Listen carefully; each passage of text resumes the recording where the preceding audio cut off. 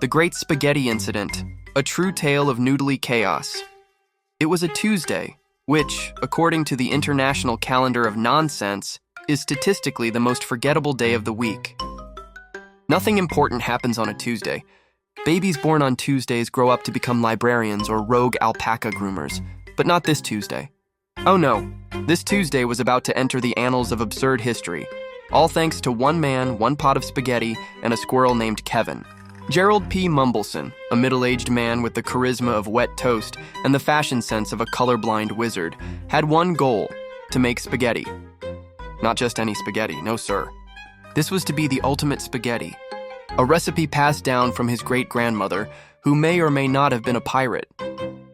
He gathered his ingredients with the solemnity of a knight preparing for battle. Garlic cloves crushed with the weight of destiny. Tomatoes diced as if they owed him money. Basil whispered sweet compliments until it blushed. He even played Italian opera on a loop to set the mood, until his Alexa rebelled and started playing Swedish death metal instead. Gerald, not knowing how to stop it, just went with the vibes. Enter Kevin, the squirrel. Now, Kevin wasn't your average nut hoarder. No, he was a menace. An escapee from the local petting zoo, Kevin had developed a taste for the dramatic and a habit of stealing shiny things. Earrings, teaspoons, the occasional prosthetic tooth. When he spotted Gerald's colander glistening in the sunlight like a disco bowl of dreams, Kevin made his move. Through the open kitchen window, he launched himself, screeching like a caffeinated banshee. Gerald screamed, flung a ladle in the air, and slipped on an olive oil puddle left from his interpretive dance cooking.